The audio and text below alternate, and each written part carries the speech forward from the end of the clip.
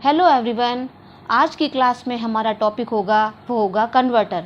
इससे पहले की क्लास में मैंने आपको डिजिटल इलेक्ट्रॉनिक्स के गेट्स और यूनिवर्सल गेट्स के बारे में बताया था।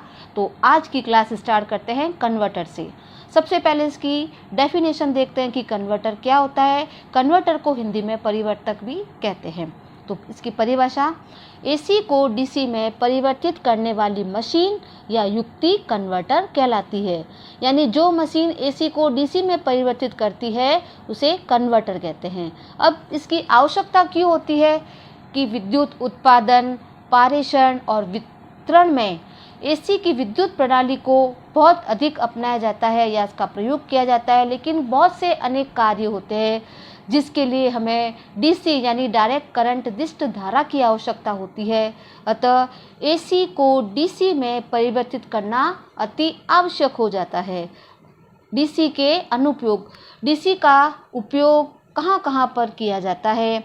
इलेक्ट्रोप्लेटिंग के अंतर्गत धातु शोधन, बैटरी चार्जिंग, आर्क वेल्डिंग या आर्क लैंप है, इन कार्यों के अंदर डीसी का उपयोग सर्वाधिक किया जाता है।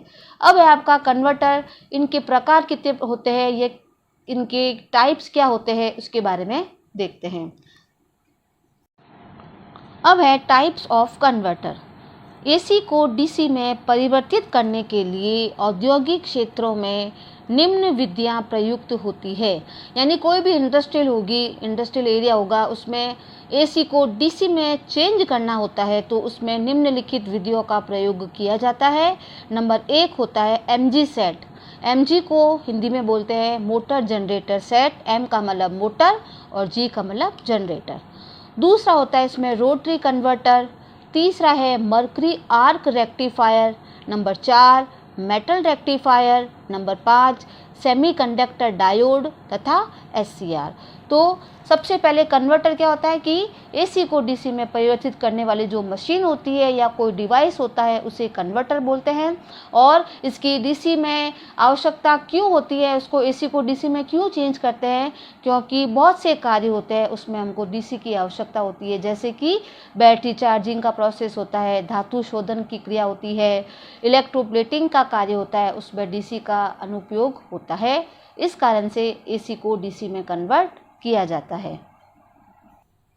जो स्टूडेंट्स इस चैनल से नए जुड़े हुए हैं वो इस चैनल को सबसे पहले सब्सक्राइब करें, उसके साथ लाइक भी करें और कमेंट भी करें। कमेंट करोगे तो क्या होगा कि हमें भी थोड़ा उत्साहित होता है कि लोगों को हमारा वीडियो पसंद आ रहा है। तो आप इसमें कमेंट ज़रूर करें और सब्सक्राइब और लाइक करें, इसमें आप कंजूसी मत करें। तो अगला अपना है इसमें टाइप्स ऑफ कन्वर्टर के अंदर पहला है आपका एमजी सेट। एमजी सेट की फुल फॉर्म होती है मोटर जनरेटर सेट। अब इसमें क्या होता है, एसी को डीसी में परिवर्तित करने के लिए एमजी सेट का प्रयोग किया जाता है। यह एक सिंगल फेज अथवा 3 फेज मोटर या एक शंट अथवा कंपाउंड जनरेटर का संयुक्त रूप होता है। एमजी का मतलब ही मोटर और जनरेटर, यानी इसके अंदर मोटर और जनरेटर होता है, इसका संयुक्त रूप होता है। मोटर होगी जो सिंगल फेज भी हो सकती है और 3 फेज भी हो सकती है, और इसमें जो जनरेटर होगा वह शंट या कंपाउंड प्रकार का होता है। जनरेटर को चलाने के लिए इसकी शाफ्ट को यांत्रिक रूप से मोटर की शाफ्ट से जोड़ दिया जाता है।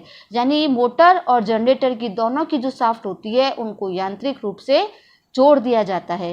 इस प्रकार एसी से मोटर को चला करके यांत्रिक शक्ति उत्पन्न की जाती है और इसी यांत्रिक शक्ति से जनरेटर को चला करके डीसी उत्पन्न की जाती है। तो इससे डीसी उत्पन्न कैसे करते हैं कि मोटर होती है उसको एसी सप्लाई से जोड़ करके उसको अपन चलाते हैं, जिससे कि क्या हो जाती है, उस पर यांत्रिक शक्ति उत्पन्न हो जाती है और उस शक्ति को ही अपन क्या करते हैं, जनरेटर की शक्ति से चला करके डीसी को अपन उत्पन्न कर लेते हैं। यानी motor generator set MG set होता है, इसमें मोटर और जनरेटर दोनों का संयुक्त रूप होगा है। और इसमें क्या होता है कि या तो मोटर सिंगल फेज हो सकती है या 3 फेज प्रकार की मोटर हो सकती है, और जनरेटर कौन सा होता है, या तो शंट प्रकार का हो सकता है या कंपाउंड प्रकार के जनरेटर का अपन प्रयोग कर सकते हैं।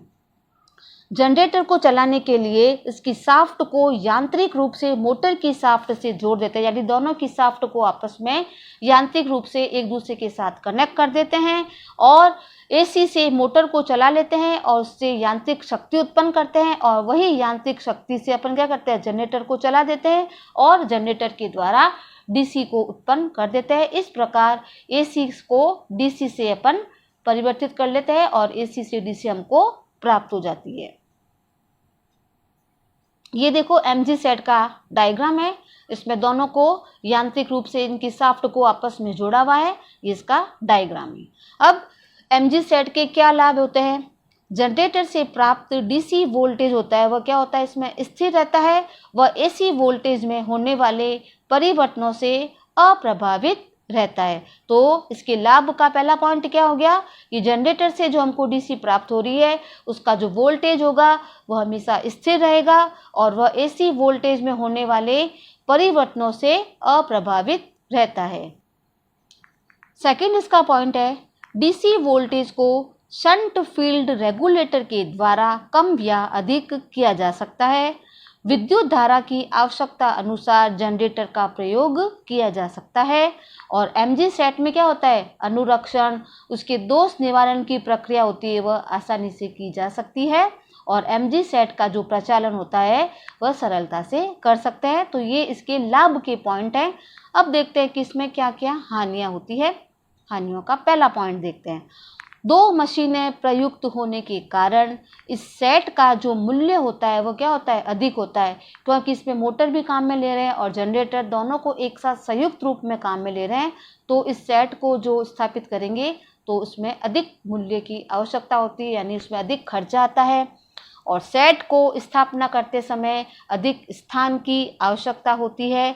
और इसकी ये इम्पोर्टेंट पॉइंट ये है कि इसमें केवल एसी को डीसी में परिवर्तित किया जा सकता है, लेकिन डीसी को वापस एसी में परिवर्तित नहीं कर सकते हैं। ये हो गया एमजी सेट की हानियाँ। अब इसमें एक नोट लिखा हुआ है, ये क्या लिखा हुआ है देखो कि मोटर व जनरेटर की जो आरपीएम होती है वह समान होनी चाहिए। जब भी एमजी सेट होता है तो इसकी जो जनरेटर और मोटर की जो आरपीएम यानी इनकी स्पीड, आरपीएम की फुल फॉर्म रिवॉल्यूशन पर मिनट, इनकी समान होनी चाहिए। और एमजी सेट का चयन करते समय निम्नलिखित विवरण को ध्यान में रखना चाहिए। वो कौन कौन से होते हैं? एक तो मोटर सिंगल फेज या 3 फेज प्रकार की हो सकती है। मोटर का वोल्टेज, उसकी करंट, उसकी आवृत्ति और उसकी आरपीएम को ध्यान में रखना है। जनरेटर का वोल्टेज, करंट, क्षमता आदि, इन सब बातों का विवरण को आपको ध्यान में रखना है। तो आज की क्लास में मैंने आपको कन्वर्टर के बारे में बताया, उसकी डेफिनेशन बताया, डीसी का उपयोग कहाँ कहाँ पर किया जाता है और कन्वर्टर की विधियाँ बताई थी। उसमें पहला मैंने आपको एमजी सेट के बारे में बताया। तो आज की क्लास को यहीं पे समाप्त करती हूँ। वीडियो को देखने के लिए आपका बहुत बहुत धन्यवाद।